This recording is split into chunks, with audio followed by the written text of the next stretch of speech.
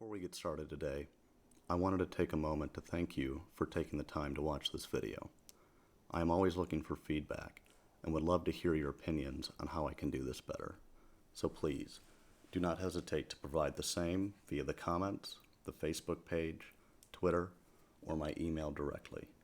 If you like what you see, I would encourage you to subscribe and hit the like button at the conclusion of this episode so you can stay up to date as new content is released.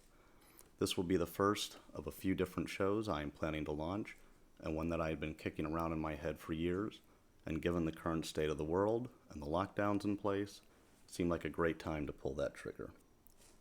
I've always had a curious mind, and generally find myself most evenings reading posts on various platforms, watching YouTube, or diving into different documentaries on matters that could be defined as unexplained.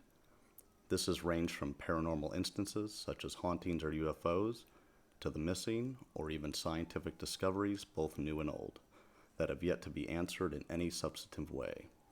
As of now, it's my goal to keep this topic rolling, at least one episode a week, time allowing, but possibly more. Last, at the end of every episode, I'd my email address, Twitter, and the show's Facebook information. If you have any topics, experiences, or know a loved one or acquaintance that has gone missing, please reach out to me. I promise to review your submission and may put together an episode on it. It's my hope that this series could possibly garner some attention to these mysteries and move the needle on their conclusion. Once again, thank you, and I hope you enjoy it. Pauline Steed, whom I knew as Grandma, grew up in a city called Oak Ridge in Tennessee. In the mid-1940s, she picked up with her children and moved to Detroit, Michigan, where she purchased and operated a bar and ran several other businesses to support both herself and 3 kids. Soon after she arrived, she settled into her new home on the west side of Detroit, which had been the only house on this packed city block when it was built. The layout of the house was very large, with 3 floors, 2 staircases, countless rooms, several bathrooms, a massive basement, and a 4-car garage. What she didn't know at the time was her young family would be sharing the home with some visitors from Brundage's funeral home, located 15 feet next door. On today's episode of Project Mysterium, we will dive into my personal paranormal experiences. Pauline Steed was a trailblazer in her time. She was a tough, intelligent, and beautiful woman who cut her teeth in the 50s and 60s, owning and operating businesses in male-dominated industries, and was no stranger to situations that would frighten away the average person. Having owned a bar in the city of Detroit for many years, she was used to stressful situations that would have broke other people in her shoes and sent them packing. To further illustrate that point, one night, while home alone, 3 suspects began trying to break through the steel-barred door that stood as extra protection to prevent thieves from entering the home. She stayed on the phone, trying to get the Detroit police to respond for over 20 minutes. When finally it was clear they would not show up in time, and the would-be burglars were beginning to pry the door open, she aimed her snub-nosed .38 pistol at the window and fired 1 shot, which immediately hit its mark. The 2 men who had not been shot carried their wounded friend around the winding path of the backyard and out the back gate into the alley and sped away. This was the last time anyone tried to break into Grandma's house. Furthermore, she never replaced the curtain with the bullet hole sitting at its center, ensuring it served as a reminder to anyone that saw it, Pauline is no victim. So when she encountered the first instances of a haunting in her home, she simply carried on, determined not to let it ruin the safe place she had set aside for herself, her children, and eventually grandchildren. The stories she told me as a boy about this haunting were always mild and clearly filtered for a child my age. Usually, just stating she has seen things or heard things, and that if I did, it was nothing to worry about. It was the way she would live for a good portion of her elder years that I have more recently reflected on as odd. The actions of someone who is living with, at the very least, constant vigilance of the happenings within their home at night. I spent the majority of my childhood growing up in the city of Livonia, which is a suburb about 30 minutes west of the city of Detroit. At least once a month, however, I would spend the weekend at my grandmother's house.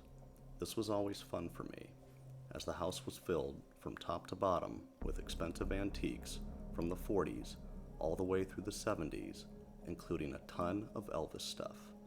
I would often explore the many rooms to her annoyance, playing with the old toys and just getting into everything as kids do. That is until it would get dark. At some point before my memory begins, Grandma had moved from her massive bedroom with a private fireplace and bathroom on the 3rd floor to a room on the 1st floor in the center of the house, less than a third of the size of her bedroom. This small room, flanked with 2 solid oak doors, seemed to have been designed to serve as some type of office in the original house plan. The space she set up within the room had 2 twin beds, one on either wall, a small table in the middle, with a phone and a black and white TV. She kept her clothes, medications, and anything else she could possibly need after the sun went down in dressers and bookshelves along the far wall. On the opposite wall was a large 6-part window with the now infamous green curtain, always drawn down with the bullet hole square in the center, which faced the back door leading into the house. Looking back, it almost seems as if she wanted to ensure she had exits out of the room with one leading outside. Grandma had a simple rule while staying with her. Once dark, no one is allowed to leave that room in the center of the house until daylight, going so far as having purchased a mobile plastic toilet that sat just outside one of the doors leading to a small foyer area for the back door of the house and the second staircase leading upstairs and down to the basement. Despite the rules in place, I was a kid, and kids are going to do exactly what they are told not to. So as a youth, when Grandma fell asleep, I would make quick journeys to parts of the house for various reasons, such as collecting a toy I forgot or using the real bathroom down the stairs in the basement, trips I would often immediately regret. On one such trip, I made my way up the main staircase to the hallway on the 2nd floor, moving towards my dad's old room. For reasons long forgotten, when behind me, I heard the distinct sound of a doorknob turning, with the clicking, the dull thud of the mechanism turning, and the metal plunger that slides into the groove within the door frame, followed by the creaking sound of a door slowly opening. I came to a dead stop, freezing in place for what felt like 10 minutes, but was probably only a few seconds. When I finally gathered the courage to turn around, I noticed the door to the bedroom behind me on the other side of the hall was now open about 6 inches. That was all I needed. I bolted down the wide staircase as fast as I could in the dark and heard the door shut as I rounded the turn back into the office room on the 1st floor. When the door shut, it didn't slam, but you definitely heard it close. It's important to understand the build of this house. This was an extremely old home, built by someone with means. What I mean by that is, the doors weren't hollow pressed wood like they use in modern construction. They were solid and extremely heavy. Additionally, the doorknobs were made of marble and glass, making them difficult to open compared to the cheaper ones you find in homes today. Looking back, nobody ever went upstairs, so the windows always stayed shut. Also, it should be noted, the home was heated by an old steam boiler in the basement, so even if I somehow had mistaken what were the clear sounds of the doorknob turning, there was no change in pressure or winds that could have made this incredibly heavy door open, then forcefully close. On another visit, I ventured down the stairs and into the basement one night, wanting to use the normal toilet, located at the bottom of the winding basement steps. The way that area of the basement was set up was a toilet surrounded by 3 walls where you could stand and relieve yourself, but your back was facing the rest of the basement. Now, we can all remember a time where you could just feel someone staring at you. It's just a feeling you clearly know when felt. Well, take that feeling and times it by 1,000 and stir in twice the amount of dread, and that is what suddenly washed over me in a wave I had never felt before, nor felt since. Without finishing, I booked it up the steps faster than I have ever booked in my entire life. I truly felt and remember it vividly to this day, as if something horrible was right behind me and chasing me. Outside of these 2 adventures into the dark, weird sounds and thumps, like things falling in other rooms, would occur, and I would head downstairs or upstairs quickly, depending on which floor I had ventured to, back to the first floor room. These events wouldn't happen all the time, but certainly, I would say 1 out of 10. The upstairs and basement were not the only places things would happen or be heard. Often Grandma and I would be in the first floor room with me on the ground, playing with a Game Boy or with some other toy, and would hear a door close or the sounds of someone walking up the old steps, and Grandma would act like it wasn't happening. Sometimes I would turn to her and ask if she had heard the noise. She would simply respond with something like, "It's fine, don't worry about that," and would continue watching TV or reading as if nothing happened. The last oddity that really stands out for me in that house was the nightmares. I am not a big dreamer in general, and it's extremely rare that I have nightmares. Plus, when I do, I forget the details of them by the next morning. The only exception being when I would have them staying at that house.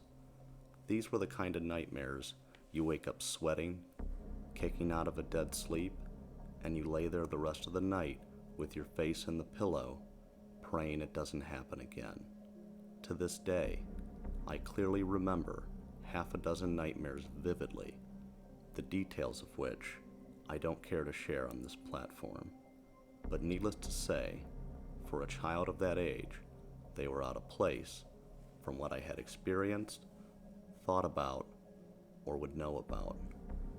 Grandma too would have nightmares, and while she wouldn't admit or talk about them, she would often wake up in the middle of the night yelling for help while half asleep, only to drink some water, roll over, and go back to bed. Pauline never spoke a whole lot about what she had experienced, or what went on the majority of the time. She certainly mentioned that she had seen things, and she definitely heard things, as I was there to witness myself. She always insisted the spirits haunting her home never meant anyone harm, and she was convinced they wandered over from the funeral home next door, which, as a side note, was closed about 20 years ago and reopened as a child daycare of all things. Around 1997, Pauline decided to sell the house. Given her age and the fact that she was living alone, she finally acknowledged she did not need that much house, or the headache an old house of that size caused. She purchased a home across the street, which was much smaller and better suited to her and her now reduced income. I would still stay from time to time, but at this new house, we each had our own bedroom, and she would often sit in the living room watching TV until late before excusing herself and heading to bed in the master bedroom. There were no more rules, no fear, no more ominous feelings, and no more nightmares. The house was still old and empty, but the atmosphere itself was lighter. It's a feeling that you can't describe unless you experience it. But with all that said, if Grandma believed that there were only peaceful spirits in her old home, what frightened her so much that she restricted herself to the smallest room in the house on the first floor? Why the mobile toilet that would need to be emptied the next day? These are all things I have asked myself recently, but sadly, Pauline Steed passed away in 2002, so any further experiences or answers she may have had, she took with her to the grave. After these events, leading up to the subsequent sale of Grandma's home, I did not experience anything further until 2015. Around this time, I moved from Florida back to Michigan and was staying with my sister and brother-in-law while I got settled into my new job. While staying there, I slept in the basement with the living room directly over my head. I had only been there a few weeks when I would lay in bed, turn the light off, and suddenly experience an uncontrollable urge to get myself up, turn the light on, and look around the basement, convinced something was watching me. Note, I never found anything, and it was never the dread feeling I got from Grandma's house in Detroit, but it was a feeling all the same. After having been there a bit, I wrote it off and ignored the feeling. Then, one evening, I was lying in bed, watching TV, when all of a sudden, the steel vent that was screwed into the ceiling slammed shut with a force that echoed around the room. Now, I used to do heating and cooling, and have never heard a vent close like that. In fact, I have never heard a metal, plastic, or any other vent close on its own. Naturally, I got up, grabbed a chair, and examined the vent. It has a small metal handle that you would pull either way to open or close. Being that this vent was old and of solid metal, even using the handle on it, it was not the easiest task to open and close. Anyone who has operated one of these can probably attest to the same. They are designed to be set a certain way, then not move unless you really want it to. My next thought was that possibly the air got sucked in somehow when the furnace turned on, but again, it was fall, so the furnace had not been on in a couple days. Odd, but I wrote it off as some strange movement of air and not worth much more thought. I proceeded to lay down and go to bed, forgetting about it. And forget about it I did. That is, until 3 or 4 days later. Putting this in context, at the time, my brother-in-law had been staying up late, working on various projects for work, so he had taken to sleeping on the couch in the living room, which was directly above the area I was sleeping. Not too long before I came to stay with my sister, her husband had removed the carpet in the living room area and had wood flooring installed over the plywood. The result of this was, when someone walked across the floor, it made an incredibly loud and deliberate creaking noise. It was so precise, I could tell exactly where someone was, who that person was, if they were running, walking, and so on. So when my in-law would get off the couch to go to the kitchen, the bathroom, or walk around on a phone call, I knew it and knew exactly where he was and when he sat down again, including when he would get up late at night to walk into the kitchen for some water, or so I thought. One early Sunday morning, around 2 a.m., I heard the extremely loud creaking of the floor above me. It was the obvious sound of my in-law, walking from the kitchen, back to the couch, and stopping right where he lays down to sleep. Except, everyone had left for a weekend trip, and the only person in the house was me. Realizing this, I got up and cautiously went upstairs to investigate, worried that perhaps someone had broken in. Upon climbing the stairs and looking in the living room, I could see that no one was there. I proceeded to check the locks, just in case. However, it was a pointless endeavor, as if someone had actually broke into the home, I would have heard them walk into the house or heard them walk across the living room floor to exit another way. I did not. The steps originated in the kitchen area, proceeded to where I thought I had been hearing my in-law get up for water, and just stopped. Needless to say, this event, plus the vent, and the feeling I had, led to me informing my brother-in-law of what I had heard when they got back. He got a good laugh out of it, and we both agreed it would be best not to share it with my sister. I can rationalize the vent, but not the floor. I was wide awake, playing a computer game. This was not a dream or a figment of my imagination. I stopped when I heard it and froze, concentrating on it until the footsteps ended. This happened. Something or someone walked across that floor. Nothing else sounds like footsteps, other than footsteps. I even heard the weight shifting, as if it was shifting from the heel to the ball of the foot, with each step of which there had to be 15. That's all I can really say about it. The house was sold a few years back, and for a while, I experienced nothing further.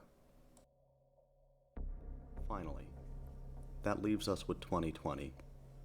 In August of this year, I moved into a new place, which I was originally excited about. It was bigger than the last one, and not too far from work. However, after a few weeks, I would get the same bad feeling at night when I was trying to sleep that I was not alone. What doesn't help is the vertical blinds all over the place that cling together when the fan or air conditioner is running. Occasionally at night, I would hear an odd thump like something fell and wrote it off in my head as a new place and just another sound caused by the fans or the air conditioner. I was able to stick to that script for a while, until just over a month ago, when I heard the distinct sound of Tupperware hit the ground and slide a bit. For context, I like to make sure my dog has plenty of water, so I give her 2 bowls, just for water. One is the primary bowl, and the second, a Tupperware container, I put next to her water and food bowl to provide the second source. When I got out of bed, I found the container sitting in the middle of the hallway, which is certainly not where it was when I went to bed, as I would have tripped over it, and there is no way I would have missed it, walking into the room, coupled with the distinct sound it made, hitting and sliding across the floor. There is also nothing blowing air hard enough to pick that up and move it 3 or 4 feet. To demonstrate, here is a video of where the bowl started, where it ended, and the sound it made. Now, the most recent and worst event happened just over a couple weeks ago.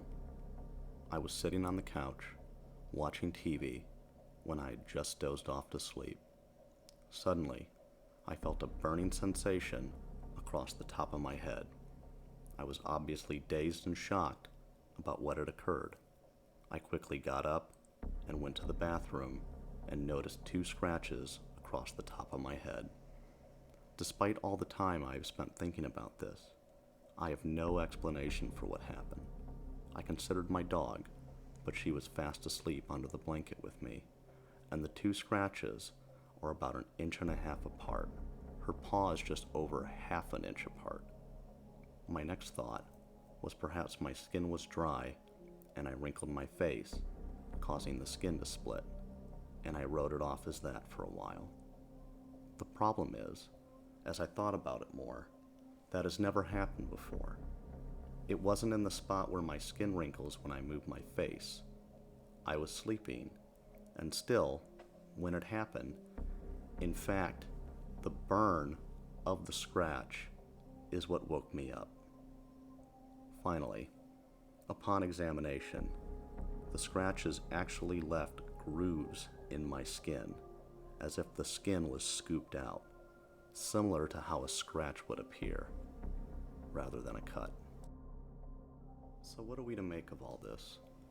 If you were to ask me, I don't know what to say. I know what I want to believe. I know what I have experienced.